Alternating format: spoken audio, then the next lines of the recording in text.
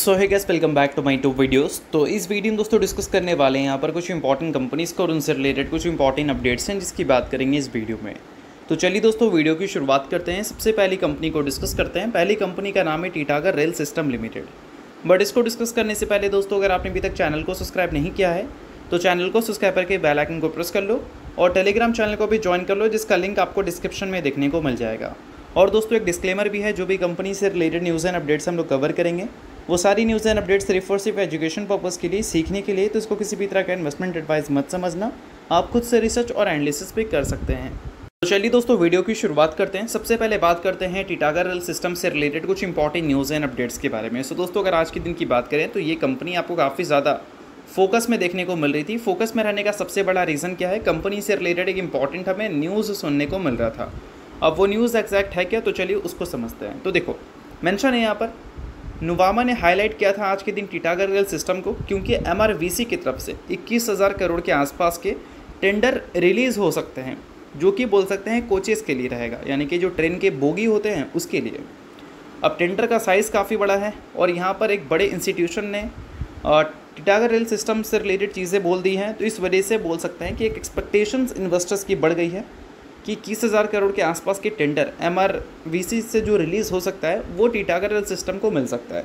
क्योंकि हम टीटागढ़ की बिज़नेस की बात करें तो ये कंपनी करती क्या है भाई? तो देखो अगर हम बात करें वैगन्स की, पैसेंजर कोचेस की, मेट्रो ट्रेन्स की, ट्रेन्स इलेक्ट्रिकल्स की, तो ये सारी चीज़ों का ये कंपनी काम करती है, मैन्युफैक्चरिंग करती है, सेल करती है। ये सारी चीज़ें आप नोट कर सकते हैं।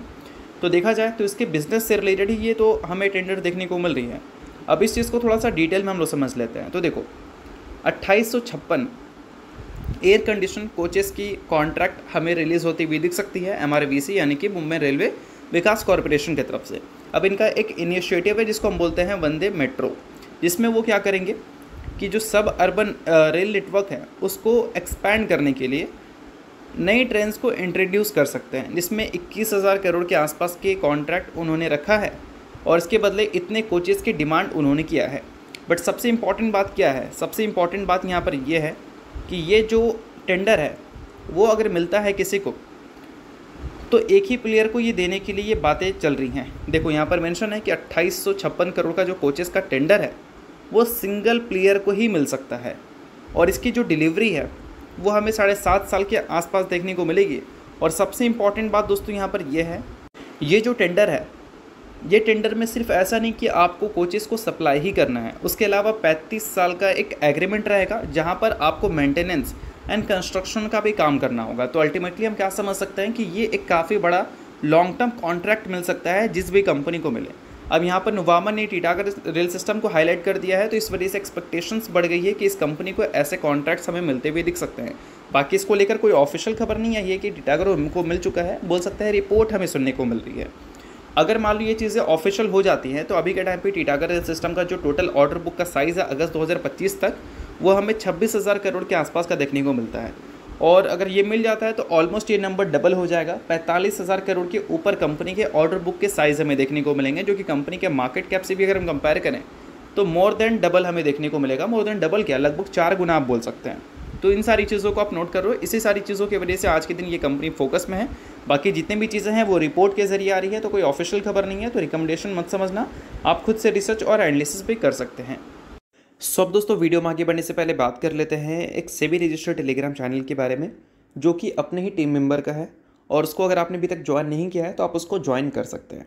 अब देखो ज्वाइन करने का सबसे बड़ा बेनिफिट क्या है कि काफ़ी सारी कंपनी के जो चार्ट्स होते हैं उसको अच्छी तरह से एनालिसिस कर आपको यहाँ पर अपडेटेड देखने को मिलता है। और सेबी रजिस्टर्ड टेलीग्राम चैनल है, तो सेबी रजिस्टर्ड रिसर्च एनालिस्ट के द्वारा अच्छी तरह से प्रॉपर एनालिसिस करके ही ये सारी डिटेल्स आपको देखने को मिलती हैं। तो लिंक आपको डिस्क्रिप्शन में दिख जाएगा, लिंक के थ्रू जाकर चैनल को ज्वाइन कर लो। तो चलिए दोस्तों बात करते हैं अगली कंपनी के बारे में। सो अगली कंपनी का नाम है टाटा मोटर्स लिमिटेड। अब दोस्तों टाटा मोटर्स की बात करें तो कल के दिन तो ये कंपनी आपको ज़बरदस्त फोकस में देखने को मिल रही थी। क्यों भाई फोकस में थी? क्योंकि टाटा मोटर्स की बात करें या फिर बाकी के ऑटोमोबाइल कंपनीज़ की बात करें like Mahindra and Mahindra, Hyundai Motors, ये सारी कंपनीज़ के बारे में, तो सभी ने आफ्टर GST रिफॉर्म अपने कार के न्यू प्राइजेस को रिलीज़ कर दिया था, जिस वजह से 6% के आसपास की तेज़ी इन सारी कंपनीज़ में हमें लास्ट ट्रेडिंग डे विटनेस करने को मिला था। बट सबसे इंपॉर्टेंट सवाल यहाँ पर यह है कि अगर ये न्यू प्राइजेस को इन्होंने रिलीज़ कर दिया है तो क्या इससे कंपनी के आने वाले क्वार्टर्स में इसका इम्पैक्ट हमें देखने को मिलेगा? क्योंकि काफ़ी सारे लोग इस चीज़ को लेकर कमेंट कर रहे थे। तो देखो दोस्तों, अगर हम बात करें पिछले 1 साल की, तो कंपनी के नंबर्स हमें डी ग्रोथ रिपोर्ट करते हुए दिखे हैं। और लास्ट क्वार्टर की अगर हम बात करें तो वहाँ पर Q1Q बेसिस पे जो नेट प्रॉफिट था वो ज़बरदस्त हमें गिरता हुआ दिखा था, लगभग 50% से। और अगर हम बात करें रेवेन्यू की, तो revenue year on year basis पे 2.5% से गिरती हुई नजर आई थी, और Q1Q बेसिस पे भी ड्रॉप हमें अच्छा खासा देखने को मिला था। तो इन्वेस्टर्स तो उम्मीद करेंगे कि न्यू कार के प्राइजेस की वजह से इनके नंबर्स इंप्रूव करते हुए नजर आए। बट सबसे इंपॉर्टेंट सवाल, क्या वो चीज़ हमें Q2 में इम्पैक्ट देती हुई नजर आएगी? तो ऐसा बिल्कुल भी नहीं है। अब ऐसा क्यों? क्योंकि ये जो इम्प्लीमेंट है न्यू कार के प्राइजेस का, वो हमें कब से देखने को मिलेगा? 22 सितंबर से। भले बुकिंग आप नए प्राइस पर आज ही करवा सकते हैं, बट इम्प्लीमेंट जो होगा वो 22 सितंबर से हमें देखने को मिलेगी। तो 22 सितंबर क्या है? Q2 का लास्ट महीने का लास्ट वीक है, ऐसा हम बोल सकते हैं। तो एक वीक में तो कंपनी पूरे एक क्वार्टर का इम्पैक्ट चेंज नहीं कर सकती। तो हम ऐसा बोल सकते हैं कि Q2 में इसका कोई भी इम्पैक्ट हमें देखने को नहीं मिलेगा। उम्मीद है कि Q3 में हमें इसका इम्पैक्ट देखने को मिले, क्योंकि Q3 में फेस्टिव सीजन्स भी हमें देखने को मिलते हैं। और देखो दोस्तों, यहाँ पर मेंशन है क्रिसिल, जो कि एक रेटिंग एजेंसी है, उनकी तरफ से स्टेटमेंट हमें देखने को मिला था कि ये जो हमें GST रिफॉर्म देखने को मिली है, इससे 2026 के फाइनेंशियल ईयर में जो टाटा मोटर्स का टोटल पैसेंजर व्हीकल्स का वॉल्यूम्स होगा, उसमें लगभग हमें 2 से 3% की जंप विटनेस करने को मिलेगी। मतलब जो प्राइजेस कम हुए हैं कार के, उस कम प्राइसेस की वजह से 2 से 3% तक इनके व्हीकल्स के वॉल्यूम्स में हमें जंप देखने को मिल सकती है। और यहाँ पर मेनली पैसेंजर व्हीकल्स को हाईलाइट किया गया है। बट ऐसा नहीं सिर्फ पैसेंजर व्हीकल्स को ही फ़ायदा होगा।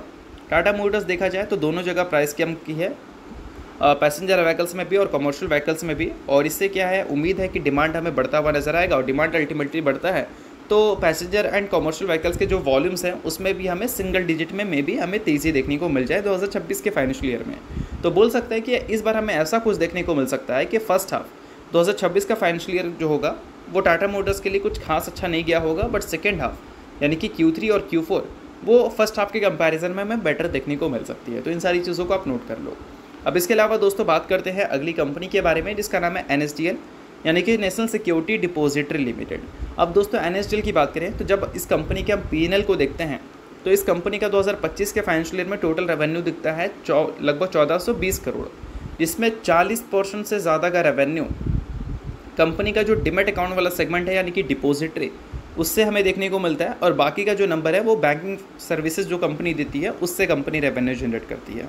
ठीक है, तो बात करते हैं कंपनी को मेनली हम डिपॉजिटरी के नाम से जानते हैं। और डिपॉजिटरी वाला सेगमेंट से रिलेटेड अगर हम बात करें तो अभी रिसेंटली एक डेटा हमें देखने को मिला था डिमेट अकाउंट ओपनिंग का, जहां पर डिमेट अकाउंट टोटल जो अभी के टाइम पे देखने को मिल रहे हैं इंडिया में वो लगभग 205 मिलियन है, यानी कि लगभग 20 करोड़ के आसपास।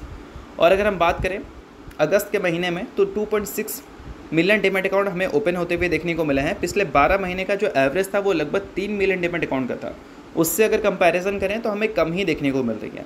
और साथ में अगर हम बात करें कैश मार्केट के वॉल्यूम्स के बारे में तो वो अगस्त के महीने में भी कुछ खास अच्छा परफॉर्म करता हुआ नहीं दिखा, और जुलाई के महीने में भी कुछ खास अच्छा परफॉर्म करता हुआ नहीं दिखा है। और यही सेम चीज़ अगर सितंबर के महीने में भी होता है तो हम उम्मीद कर सकते हैं कि सितंबर के महीने में जो कैपिटल मार्केट से जुड़ी कंपनीज़ हैं वो उतना अच्छा बिजनेस नहीं की होंगी, और इससे Q2 के जो नंबर्स हैं उसमें ग्रोथ आने की पॉसिबिलिटीज़ कम हो जाएगी। और हमने देखा लास्ट ही क्वार्टर में NSDL के जो नंबर्स थे वो रेवेन्यू में ईयर ऑन ईयर बेसिस पे 7% से गिरते हुए नजर आए थे। और उम्मीद है कि जो Q2 के अर्निंग्स होंगे वो भी हमें Q1 की तरह ही देखने को मिल सकते हैं।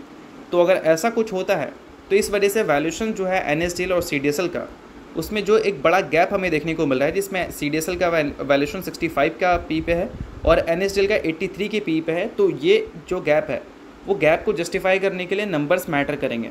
और नंबर्स अगर Q2 में अच्छे देखने को नहीं मिलते हैं तो हो सकता है कि वैल्यूएशन हमें थोड़ा सा टूटता हुआ भी नज़र आ जाए। बट हाँ, इस चीज़ को गारंटी या रिकमेंडेशन की तरह मत समझना। ये सारी चीज़ें जो है वो डेटा के बेसिस पे है, तो आप खुद से रिसर्च और एनालिसिस भी चाहो तो कर सकते हो, कोई प्रॉब्लम वाली बात नहीं है।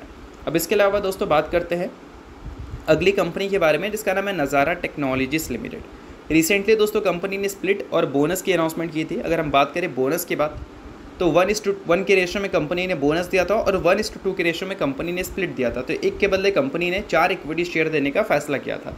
सो अगर आप नज़ारा टेक्नोलॉजीज़ के शेयर होल्डर हैं तो बेशक ये न्यूज़ आपके लिए काफ़ी इंपॉर्टेंट है। शेयर होल्डर नहीं है, इग्नोर कर सकते हैं, न्यूज़ थी इस वजह से मैंने बता दिया। बाकी ये किसी भी तरह का रिकमेंडेशन वगैरह नहीं है। तो चलिए दोस्तों, ये वीडियो यहीं तक था। करता हूँ वीडियो आपको अच्छा लगेगा, लाइक कीजिए, पहली बार सब्सक्राइब कीजिए। वीडियो के लिए बहुत बहुत शुक्रिया।